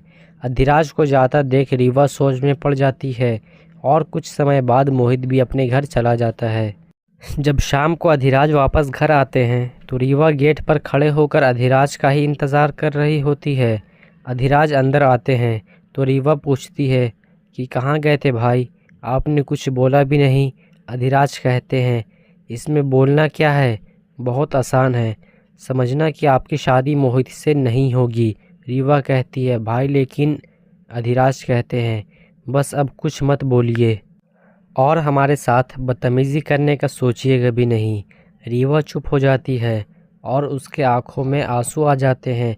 उसके आंखों में आंसू देखकर अधिराज मुस्कुराने लगते हैं और कहते हैं कि बस बस रोना बंद कीजिए, हम अपनी तीनों बहनों को रोता हुआ नहीं देख सकते हैं। ये सुनकर रीवा अधिराज की तरफ एक आशा भरी नज़रों से देखती है तो अधिराज मुस्कुराते हुए खड़े रहते हैं और पीछे से मोहित और उसके परिवार को बुलाते हैं और कहते हैं कि लो रीवा, आपकी खुशी में हमारी खुशी है। ये सुनते ही रीवा अधिराज के गले लगकर रोने लगती है और कहती है, you are the best brother in the world. Adhiraj कहते हैं, आई नो, अब ये सब हमारे साथ ही राजस्थान जाएंगे। शाम बीत जाती है और सब जाने के लिए निकल जाते हैं। रीवा बहुत परेशान रहती है कि घर वाले क्या करेंगे और क्या सोच रहे होंगे। जब वहाँ पहुँचते हैं तो ये लोग देखते हैं कि सब स्वागत के लिए खड़े हैं, क्योंकि सबको अधिराज ने पहले ही मना लिया था। रीवा और मोहित जैसे ही वहाँ जाते हैं, मोहित के साथ उसकी दो सहेलियाँ मस्ती मजाक करना शुरू कर देती हैं। रीवा अपनी बहनों से पूछती है कि पूरा परिवार मान कैसे गया, तो रीवा की बहनें बताती हैं कि पूरा परिवार बहुत गुस्से में था, लेकिन भाई यानी अधिराज ने सबको मना लिया। सब शादी की तैयारी में जुड़ जाते हैं और देखते देखते शादी का दिन भी आ ही जाता है।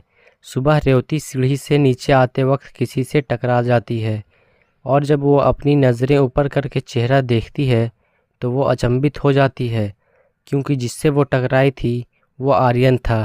तभी पीछे से राहुल आता है और बोलता है कि हमें अधिराज सर ने बुलाया है, और उन दोनों के साथ में रूही भी आई थी। रेवती फिर चुपचाप वहाँ से चली जाती है। कुछ ही समय बाद अधिराज बाहर से आते हैं और साथ में शिवन्या को भी लेकर आते हैं। सब शिवन्या को देखकर खुश भी होते हैं और अधिराज के बारे में भी सोचने लगते हैं। फिर पूरा परिवार शिवन्या से मिलता है, उसकी खैरियत पूछते हैं।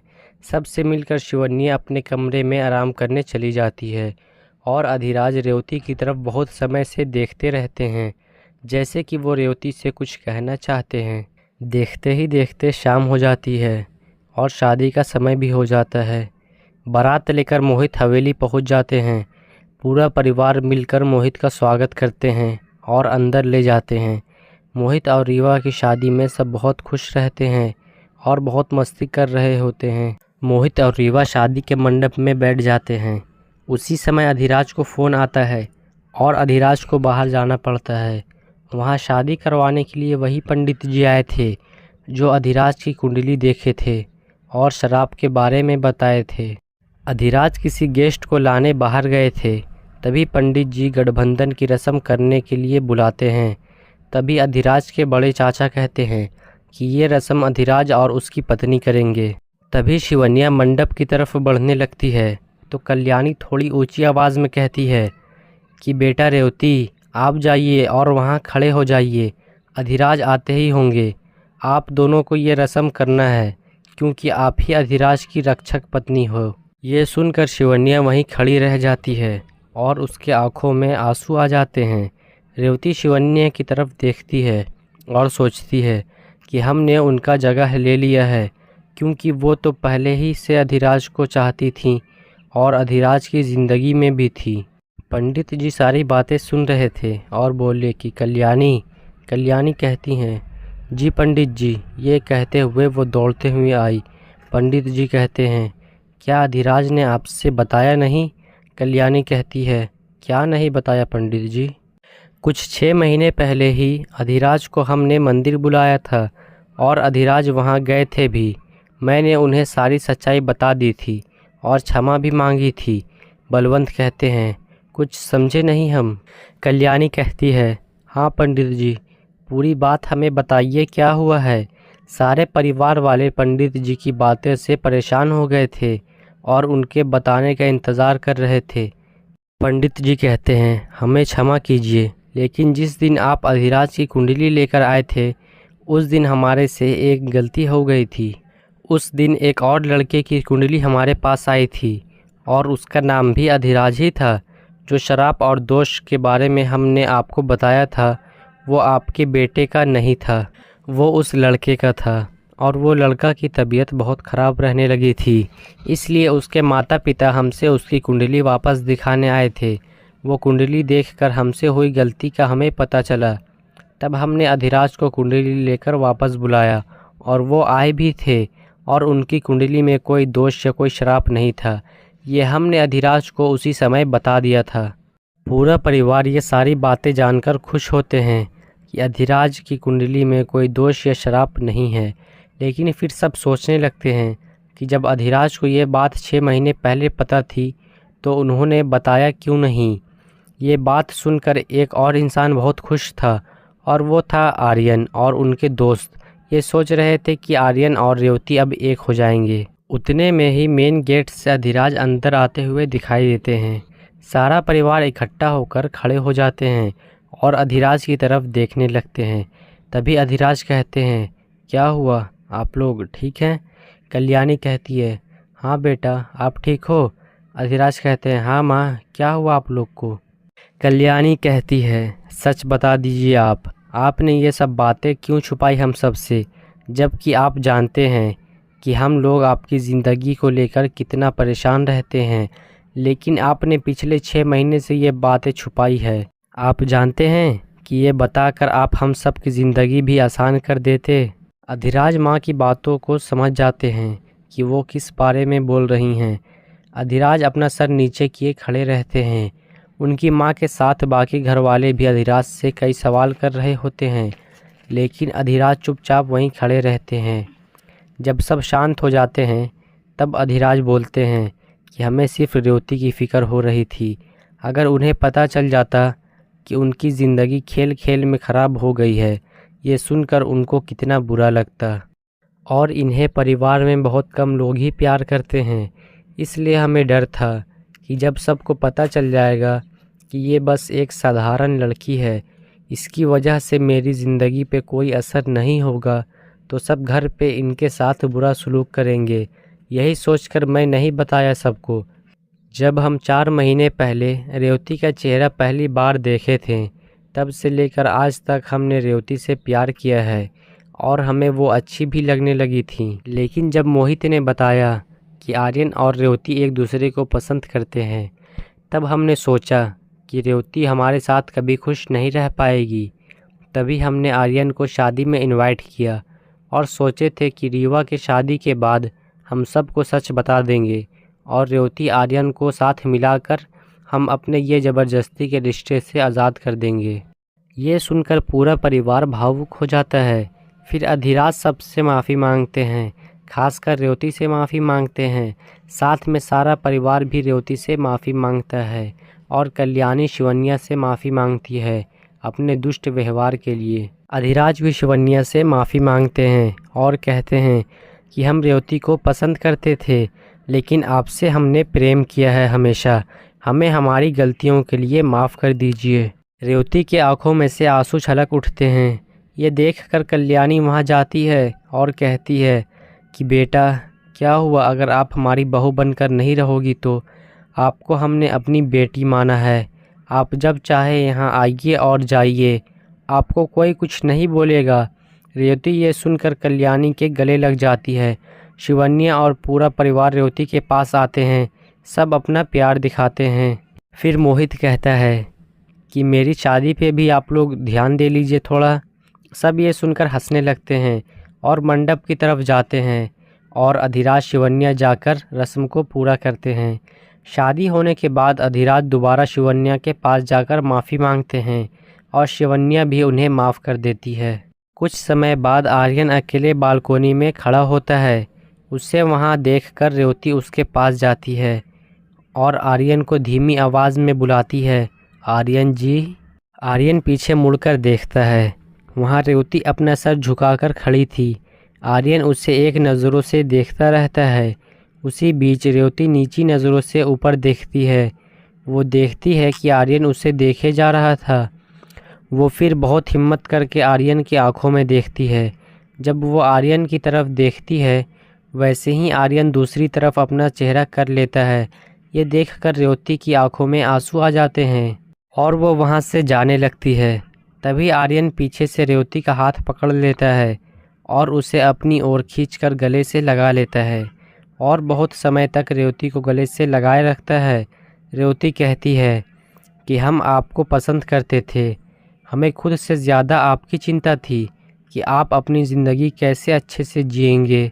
ये सारी बातें सुनकर आर्यन भारी आवाज़ में कहता है, रेवती तुम्हें लगता है कि मैं तुम्हारे बिना अपनी ज़िंदगी में आगे बढ़ सकता हूँ? शायद मैं वहीं रह जाता हमेशा के लिए। दोनों फिर बालकनी से बाहर की ओर देखने लगते हैं और रेवती आर्यन का हाथ थामकर वहाँ पर खड़ी हो जाती है और वहीं पे खड़े होकर आर्यन और रेवती दोनों बात करने लगते हैं। कुछ समय बाद रीवा की विदाई का समय हो जाता है। सारे परिवार वाले हॉल में इकट्ठा हो जाते हैं। तभी अधिराज कहते हैं कि रेवती आप भी अपना बैग ले आइए, हमने सब के साथ आपका भी टिकट करवा दिया है। रेवती कहती है लेकिन अधिराज मजाकिया तरीके से कहते हैं, लेकिन कुछ नहीं, जल्दी जाइए नहीं तो हम फिर आपको जाने नहीं देंगे। ये बात सुनकर सबके होठों पर मुस्कान आ जाती है और रेवती फिर अपना बैग लेने चली जाती है। जब वो बैग लेकर नीचे आती है तब तक सारे लोग वहाँ से कार में बैठ चुके थे। सारे परिवार वाले भी स्टेशन रीवा और मोहित को छोड़ने जा रहे थे। रेवती देखती है कि सब जा चुके हैं लेकिन आर्यन वहीं खड़ा है। वो नीचे आकर पूछती है, बाकी घर वाले चले गए? आर्यन कहता है, नहीं अभी कार में बैठे हैं। रेवती कहती है, और आप फिर यहाँ क्या कर रहे हैं? आर्यन कहता है, तुम्हारा साथ दे रहा हूँ और ज़िंदगी भर दूंगा, बिल्कुल ऐसे ही। रेवती ये सुनकर मुस्कुराती है और आर्यन को बाहर चलने का इशारा करती है। दोनों बाहर आते हैं तो देखते हैं कि सारी गाड़ियाँ जा चुकी हैं, बस राहुल और रूही एक कार के साथ खड़े हैं। आर्यन पूछता है कि बाकी सब चले गए? राहुल कहता है, हाँ भाई सब चले गए, तुम दोनों का रोमांस ख़त्म हो गया हो तो अब हम भी चलें? दोनों मुस्कुराने लगते हैं और कहते हैं, हाँ चलो। सारे गाड़ी में बैठकर स्टेशन जा रहे होते हैं। तभी रूही कहती है कि हमें माफ़ कर दो आर्यन। आर्यन उसकी तरफ देखता है और पूछता है, किस बात की माफ़ी? रूही कहती है, हमें और राहुल को पता था कि रेवती तुमसे प्यार करती है, लेकिन रेवती ने कसम दी थी कि नहीं बताना आर्यन को, और उसने तुम्हें थप्पड़ भी इसलिए मारा था ताकि तुम उससे नफ़रत करने लगो और उसे भूल जाओ। आर्यन मुस्कुराता है और कहता है, कोई बात नहीं, अंत भला तो सब भला, और रेवती की तरफ देखता है और उसकी आंखों में आंखें डालकर बोलता है, मैडम आप मेरे बारे में गलत सोचती थी। मैं आपका पीछा न कभी छोड़ा हूँ और न कभी छोड़ूंगा, समझिए आप मैडम। रेवती मुस्कुराकर अपना सर हाँ में हिलाती है। सब लोग स्टेशन पहुँच जाते हैं और वहाँ सबको अलविदा बोलकर रीवा, मोहित और मोहित का सारा परिवार के साथ में आर्यन, रेवती और उसके दोनों दोस्त राहुल और रूही वहाँ से ट्रेन में बैठकर चले जाते हैं। वहाँ पहुंचकर मोहित का परिवार रीवा का स्वागत बहुत धूमधाम से करते हैं। आर्यन रेवती को अपने माता पिता से मिलाने लेकर जाता है, लेकिन आर्यन के माता पिता रेवती के बारे में जानकर रेवती को अपनाने से मना कर देते हैं। तभी रेवती आर्यन से कहती है, आपके परिवार आपके लिए सबसे पहले हैं, आप उनकी बात मानिए। आर्यन नाराज़ होकर कहता है कि अब और नहीं, मैं तुम्हारी कोई बात सुनना चाहता हूँ, तुम चुपचाप खड़ी रहो। वो दूसरी तरफ जाकर राहुल को फ़ोन करता है और उससे बात करता है, और बात करने के बाद रेवती का हाथ पकड़कर वहाँ से ले जाता है। आर्यन के माता पिता देखते रह जाते हैं। आर्यन रेवती को लेकर मंदिर जाता है, जहाँ रेवती देखती है कि राहुल और रूही ने सारा इंतज़ाम करके रखा है। रेवती आर्यन को मना करती है, लेकिन आर्यन कुछ सुनने के मूड में नहीं होता है। फिर वो दोनों तैयार होने जाते हैं और कुछ समय बाद आर्यन तैयार होकर मंडप में बैठ जाता है। पंडित जी फिर दुल्हन को बुलाते हैं, तो रूही दुल्हन को लाकर आर्यन के बगल में बिठा देती है। आधी शादी की रस्म हो चुकी थी। उतने में दुल्हन तोतली आवाज़ में कहती है, मेरे को डर लग रहा है सौरभ जी। आर्यन ये सुनकर घबरा जाता है और दुल्हन का घूंघट उठाता है और देखता है कि वो रेवती नहीं, कोई और ही है। फिर आर्यन राहुल और रूही की तरफ गुस्से में देखता है और अपनी नज़र इधर उधर करके देखता है, तो उसे एक और शादी होती हुई दिखाई देती है। वो वहाँ भागता हुआ जाता है और दुल्हन की घूंघट उठाने लगता है, लेकिन उनके परिवार वाले घूंघट उठाने नहीं देते। तभी आर्यन रेवती को आवाज़ देता है और दुल्हन आर्यन की आवाज़ सुनकर अपना घूंघट उठाती है। आर्यन सबको हटाकर उसे गले से लगा लेता है, क्योंकि वो रेवती ही थी। और रेवती की आंखों में देखकर कहता है, आज तो मेरी दुल्हन गई थी, और वापस उससे अपने सीने से लगा लेता है और फिर सुकून की सांस लेता है और बोलता है कि चलो, और अब घूंघट उठाकर ही रखना।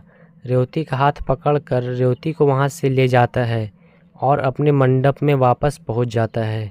उतने में आर्यन के माता पिता वहाँ आ जाते हैं और कहते हैं कि हमें माफ़ कर दो आर्यन, हम रेवती को अपनी बहू के रूप में स्वीकार करते हैं। अगर तुम चले गए तो हमारा क्या होगा, हमारे तो तुम ही एक बेटा हो। ये सुनकर आर्यन नरम हो जाता है और अपने माता पिता की बात मान लेता है। फिर सब ठीक हो जाता है और आर्यन रेवती के साथ अपने घर चला जाता है। कल होते ही आर्यन के माता पिता अधिराज के परिवार को रेवती के रिश्तेदार के रूप में बुलाते हैं और फिर दोनों की शादी पूरे धूमधाम से होती है और दोनों बहुत खुश होते हैं। दोनों को अपना प्यार और रेवती को प्यार के साथ साथ एक नया परिवार भी मिल जाता है। रेवती फिर अपने माता पिता को कभी याद भी नहीं करती है, क्योंकि एक तरह से अपनी ज़रूरतों के लिए रेवती के माता पिता ने उन्हें बेच दिया था। आर्यन रेवती की ज़िंदगी में इतनी खुशियां भर देता है कि रेवती को अब किसी की ज़रूरत महसूस नहीं होती थी, और कल्याणी और बलवंत के रूप में रेवती को माता पिता भी मिल गए थे। तो दोस्तों, क्या आपको ये कहानी अच्छी लगी? अगर हाँ तो कमेंट में ज़रूर बताइएगा, और शुक्रिया कहानी सुनने के लिए। और इस कहानी के साथ रेवती और आर्यन आपसे विदा लेते हैं। और हाँ, मुझे भूल मत जाइएगा, मैं फिर मिलूँगा आपसे एक नई कहानी के ज़रिए। और हाँ, मेरी कहानी एक अनोखा विवाह के सारे व्यूअर को दिल से शुक्रिया। और मैं अपनी नई कहानी परसों से लेकर आ रहा हूँ, और आप हमारे चैनल को सब्सक्राइब कर लीजिए ताकि वो कहानी सबसे पहले आपके पास पहुँचे। तो चलिए, आज के लिए बस इतना ही। मिलते हैं फिर परसों अगली कहानी के साथ। Thank you.